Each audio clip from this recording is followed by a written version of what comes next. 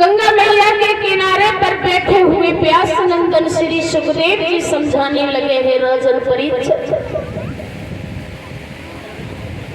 अब हम आपको भगवान श्री कृष्ण की जन्म की कथा सुनाएंगे कि किस तरह से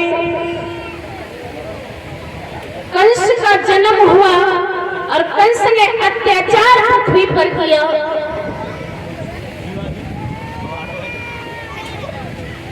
तो प्रभु ने किस तरह से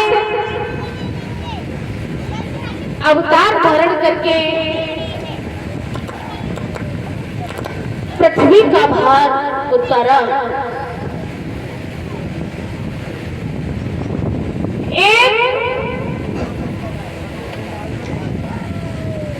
राजा हुए थे महाराज नहुस, बड़े ही धर्मात्मा राजा थे। एक दिन इनके मन में लालसा जगी कि मैं भी 100 में पूर्ण करने के बाद इंद्रासन को प्राप्त करूंगा। महाराज नहुस ने 100 में पूर्ण करके इंद्र के इंद्रासन को प्राप्त कर लिया।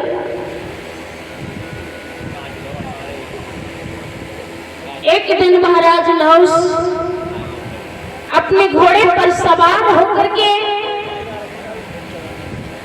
भ्रमण करने के लिए निकले तो देखा है पहले वाले इंद्र की पत्नी इंद्राणी अपने महलों पर खड़े होकर के अपने केशों को सुखा रही है। महाराज नहुस की नजर इंद्राणी पर पड़ी और इंद्राणी की नजर महाराज नहुस पर पड़ी। तो ये दोनों एक दूसरे को देख करके मुस्कुराने लगे।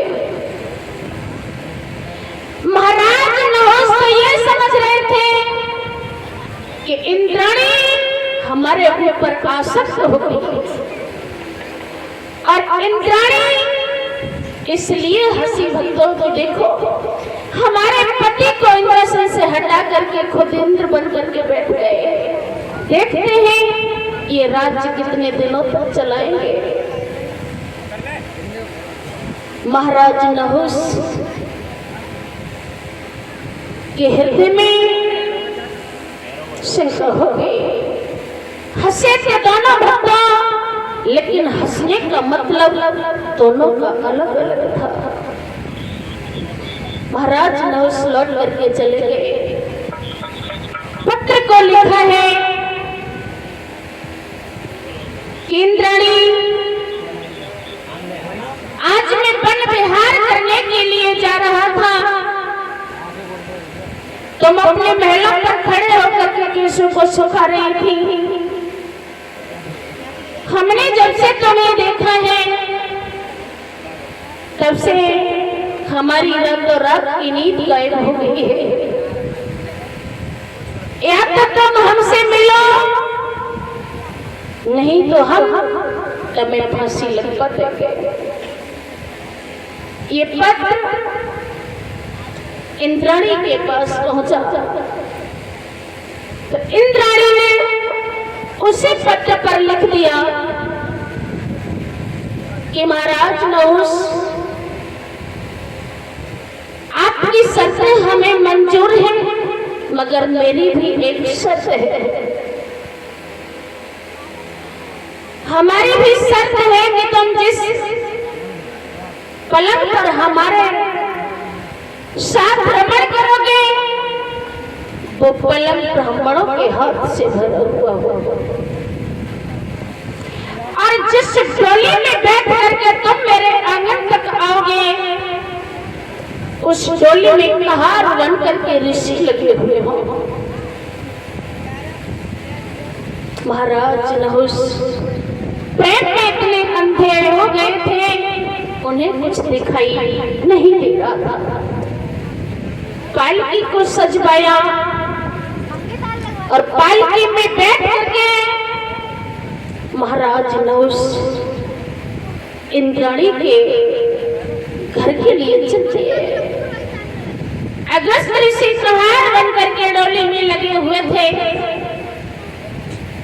महाराज नहुष चिल्लाते हैं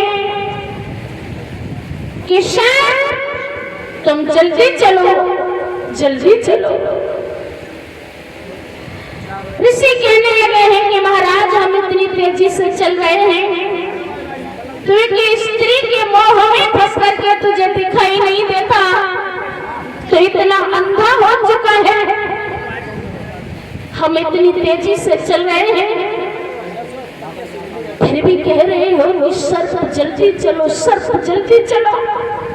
तो हम तुम्हें साथ देते हैं कि तुम पालकी में ही सर्प बन जाओ। जैसे ही श्राप लगा, महाराज नहुष सर्प बन गए।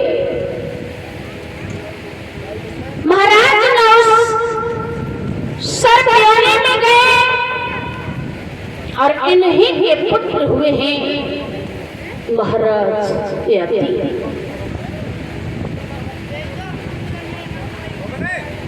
जो प्रयागराज के महाराज थे, इधर बृहस्पति की बेटी थी शर्मिष्ठा और शुक्राचार्य की बेटी थी देवयानी।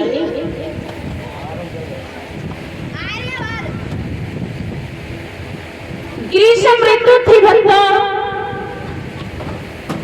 शर्मिष्ठा कहने लगी देवयानी से कि बहन हमें बहुत तेजी से गर्मी लगी है।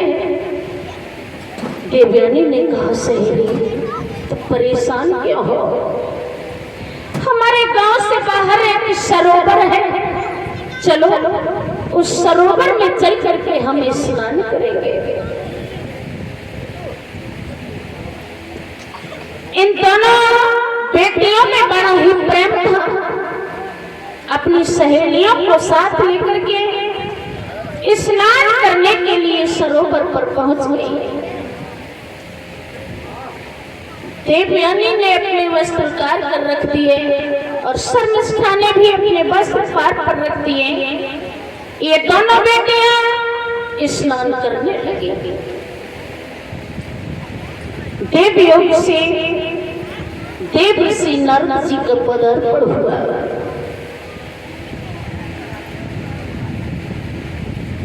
देवयानी कहने लगी शर्मिष्ठा, हाँ नारद जी आ गए। शर्मिष्ठा कहने लगी आ जाने पे थोड़ी देर के लिए पानी में डुबकी लगा जाओ और देव ऋषि नारद जी निकल जाएं, फिर हम और आप कूद कूद के स्नान करेंगे। देवयानी कहने लगी बहन नारद इतने सनकी हैं, कौ पेड़ के नीचे बैठ के अगर महुर बजाने लगे तो पानी में डूब डूब मर जाओ बहन, इसलिए वस्त्र पहन लो। दोनों बेटियां सरोवर से निकली। जल्दबाजी में ध्यान नहीं रहा, शर्मिष्ठा के वस्त्र देवयानी ने पहन लिए और देवयानी के वस्त्र शर्मिष्ठा पर पहुंच गए। शर्मिष्ठा ने जब अपने वस्त्र देवयानी पर देखे, कहने लगी है देवयानी तूने मेरे वस्त्र पहन लिए। देवयानी कहने लगी बहन नारद जी आ गए, जल्दी में ध्यान नहीं रहा, तुम अपने वस्त्र ले लो और मेरे वस्त्र मुझे दे दो। शर्मिष्ठा ने कुछ नहीं सुना, आगे बढ़ करके देवयानी के गाल पे तमाचा मार दिया। देवयानी कहने लगी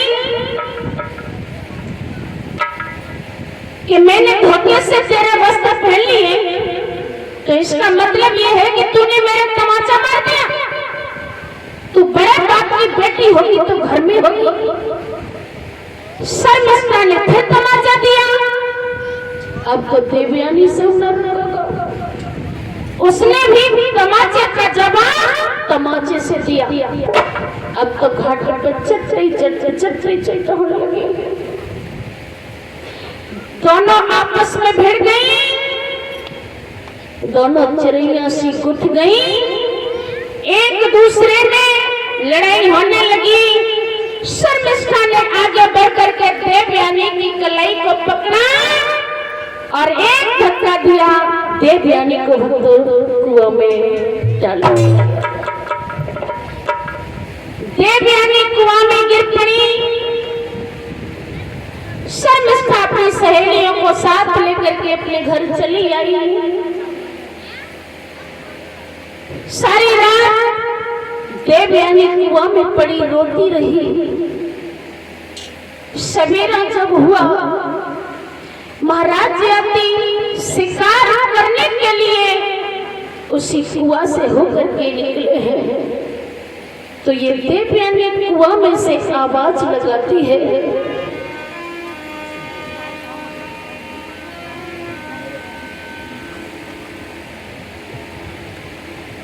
कि घोड़ा पाले पटोहिनिक रुक जइयो मैं तो टेर रही हूँ।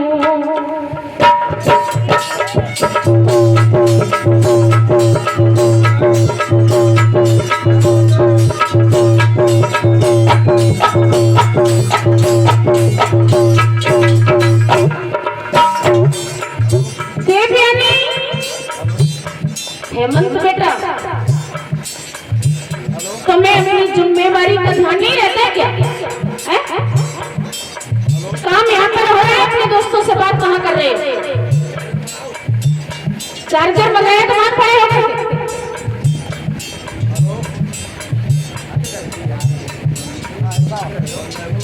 माइक बंद है।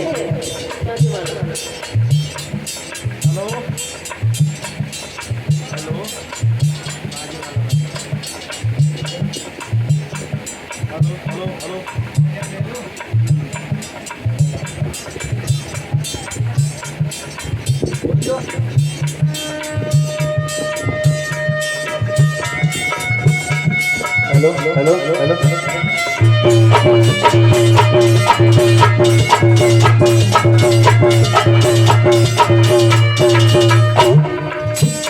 घोड़ा पाले पटोहिनी रुकी गइयो मैं तो टेर रही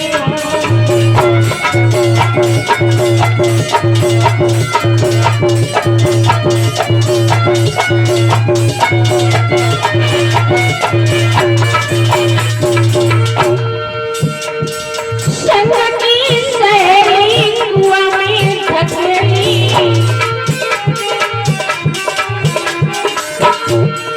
कुआं में धकेली, मैं कुआं में धकेली।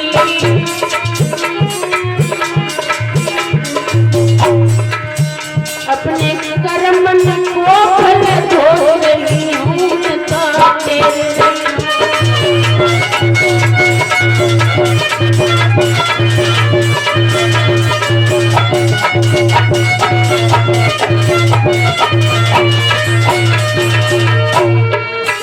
घोड़ा पाले पटोहिनी रुक जइयो मैं तो टेर रही हूँ।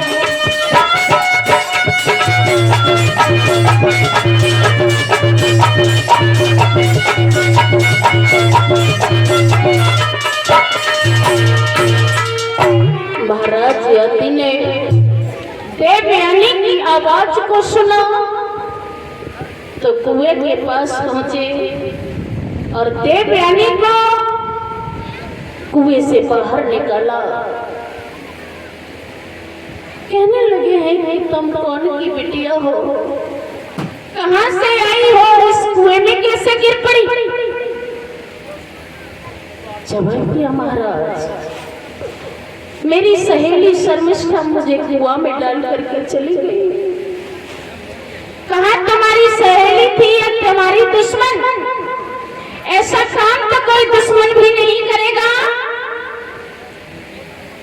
ऐसी लड़कियों के साथ तुम खेलने के लिए क्यों आती हो?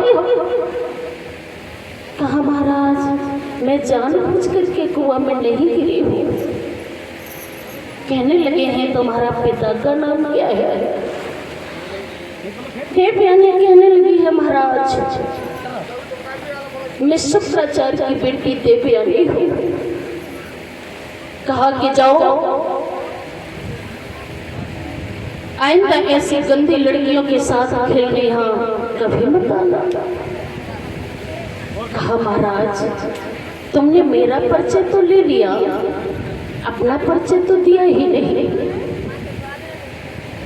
महाराज याति कहने लगे हैं कि मैं चक्रवर्ती सम्राट महाराज याति प्रयागराज से हूँ।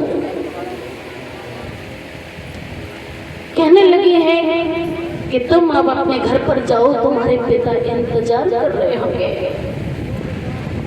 कहने लगी है कि प्रभु अब मैं घर पर नहीं जाऊंगी। क्या मतलब? कहा है कि अब आप हमें अपने साथ ही ले चलो। महाराज याति कहने लगे हैं लड़की तुझे मैंने कुआं से निकाल दिया तो कुआं में पड़ी रो रही थी। हमने जब कुआं से निकाल दिया तो इसका मतलब ये नहीं कि सारी जिंदगी तुझे अपने गले से लगा करके रखे। कहा राजन कमे नहीं बोलो क्या? और बोली है देवयानी महाराज की एक बात सुनो।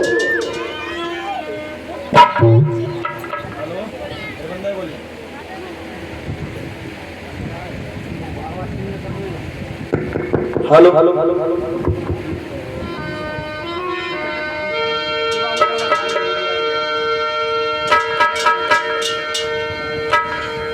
देवयानी कहने लगी है महाराज मेरी एक बात सुनो। और बोली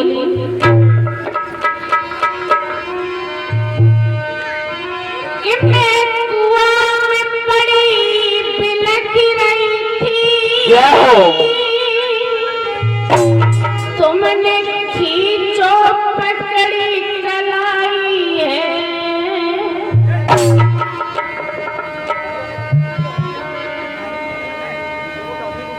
मैं कुआं में पड़ी बिलख रही थी।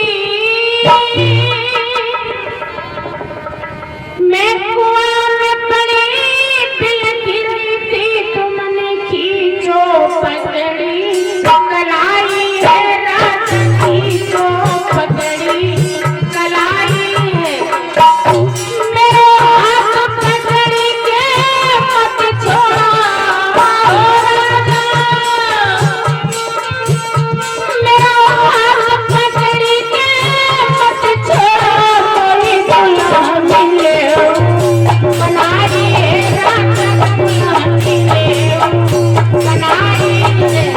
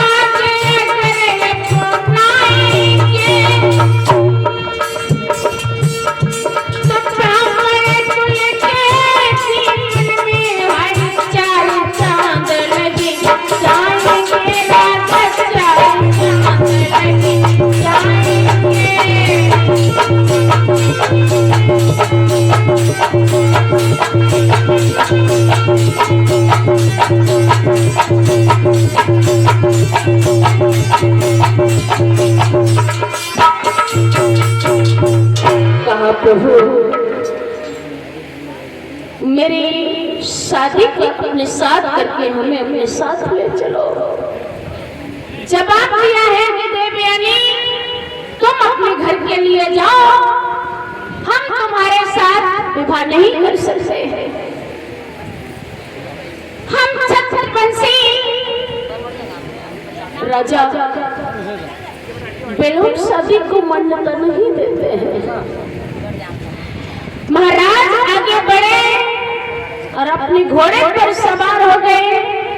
देवयानी आगे बढ़ी, घोड़े की लगाम को पकड़ लिया, नहीं जाने दूंगी, नहीं जाने दूंगी।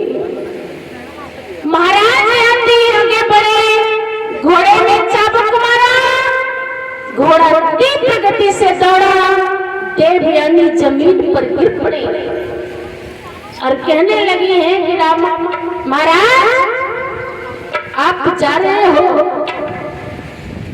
लेकिन मेरी एक बात सुनते जाओ।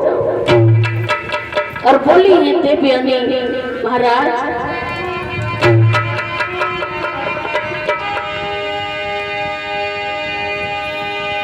कि राजा दिल के बड़े ही कठोर निकले, कठोर निकले, चोरी चोरा चले गए, बड़े चोर निकले, चोरी चोरा चले गए, बड़े चोर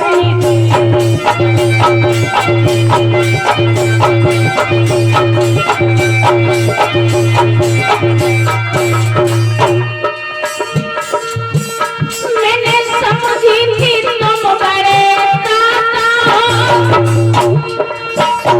दुखियों के भागी विधाता, लेकिन तुम तो बड़े ही कमजोर निकले, चोरी चोरा चले गए, बड़े चोर निकले।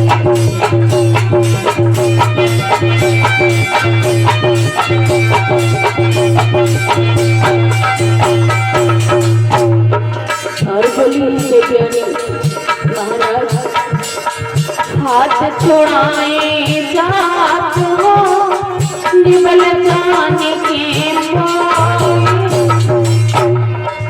हाथ छोड़ाए जात हो, निबल जाने के मोह, दिल से जब बढ़ी जाओगे मर्द कहूँ